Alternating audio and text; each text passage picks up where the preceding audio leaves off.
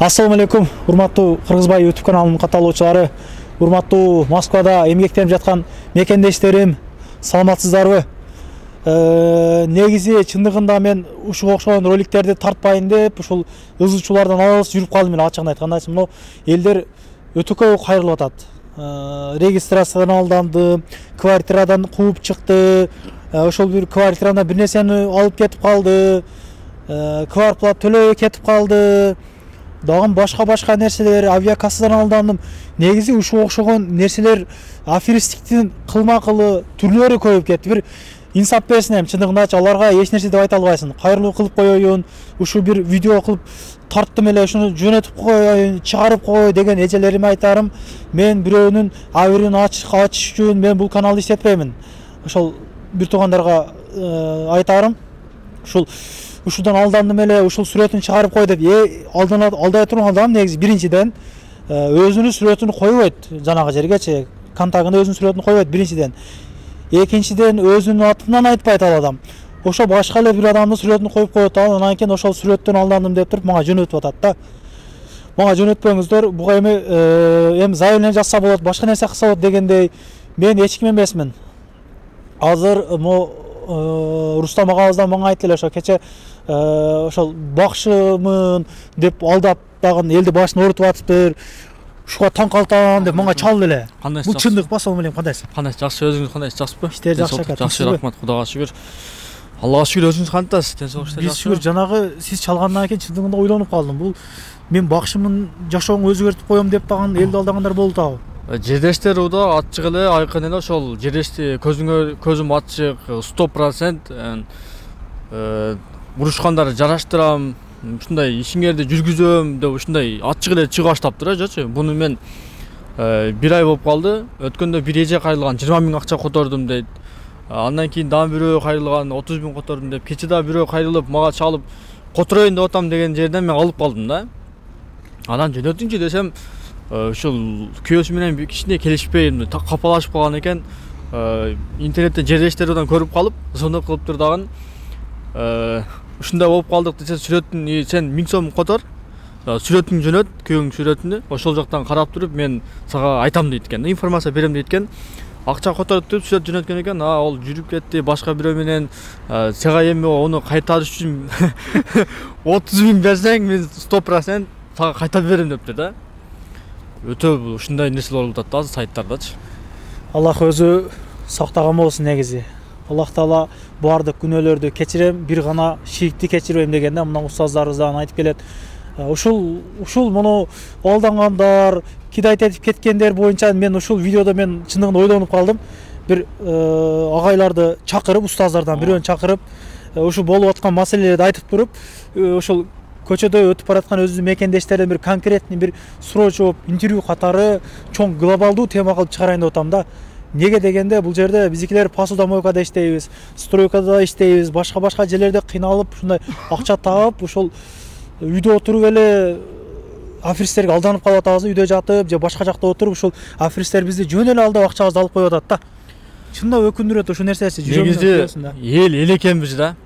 Агып кете берет экенбиз да, анан тактабайт эле, сурабайт эле, нар жагы не анын ошондо эле тактабай туруп эле бара берет экен, көрө берет экен, кыла берет экенбиз да. Ошон үчүн эми биз блогер болгондон кийин сизге да Алла Таалам ыраазы болсун, ар дайым ушундай жакшылык иштерди жарышып жүрө бериңиз. Биз ушуну айтпасак, бизден башка ким айтат? Эч ким айтпайт да туурабы. Биз өзүбүз көргөн нерсени ушу элге жеткизип коелу, алданып калбасын деп, сиз да ошол максатта, мен да ошол нерсени айтып коеюн деп. Бул анан ветпом жөнүндө дагы аябай көп мага жазып атат. Ошо акчаны киргизип бериптир, ол кылыптыр, бул кылыптыр. Анан жанагы лотереяга 300 000 киргизип койдум, эч нерсе чыкпады деп дагы бир бала чалды кече күнү. Эми аны сен эч ким акча киргиз деп айткан эмес дедим, лотереяга ойнодум. Өзүң ойногонсуң. Ошол 300 000 акчаң бар экен, тууганым 95-жылкы бала экен. Акылың тунук эле бала экенсиң дедим. Биз курактуу. Эми сен 300 000ге бир фит алып албайсың дедим. Лотерея ойнодуп не кыласың, тапканыңы шектүү нерсе аралаштырып депчи.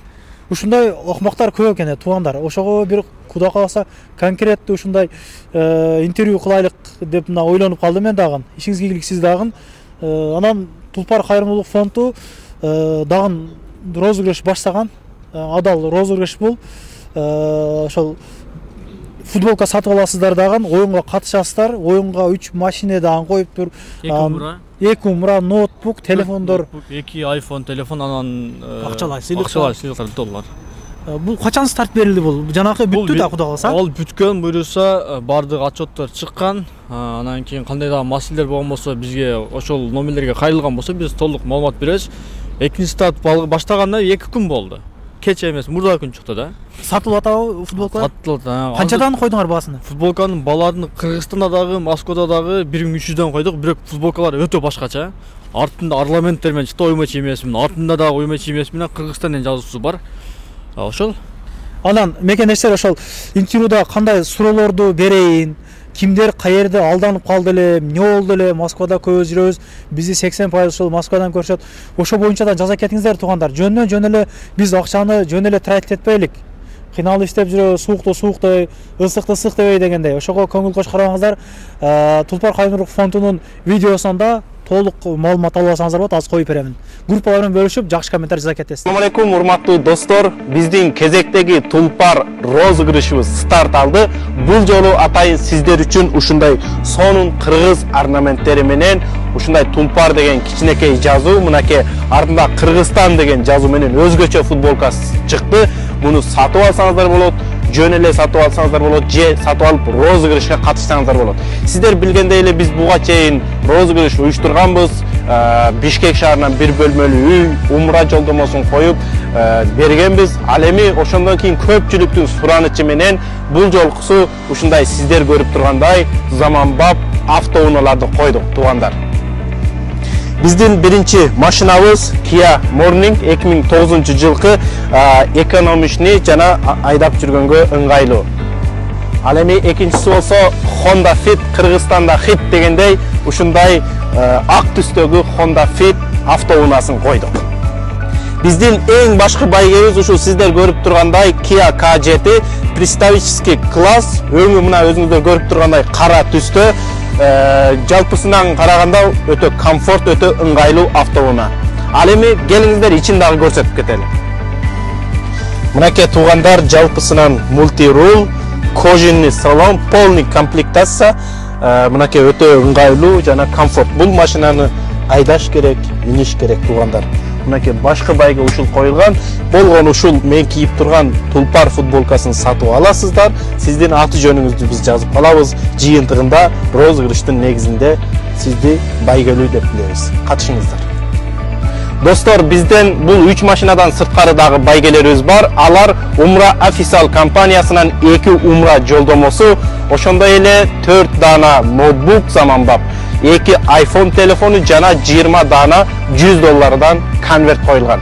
Туугандар, шарты жөп жөнөкөй болгон ушул футболканы сатып аласыз. Бул футболканы сиз өзүңүз ар дайым кийип жүрсөңүз болот. Жеңсеңиз белектер сиздики, жеңбесеңиз футболка сиздики туугандар. Шарты жөп жөнөкөй, катышыңыздар. Биздин футболкалар Бишкек, Ош, Москва, Кыргызстан боюнча бүт жерде бар. Төмөндө жазылган номерлерге кайрылып сатып алабыз. Барыңыздарга ийгилик каалайбыз.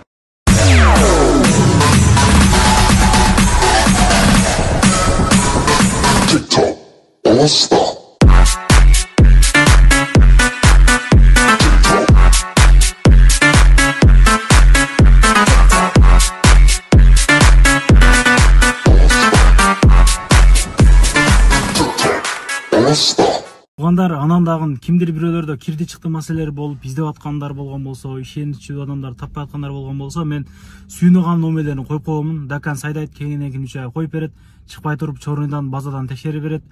Альфардтар менен кенен кесир барып келесиздер. Номерлерин коюп коюм ушул жерге. Сүйүн кирди чыкты деп.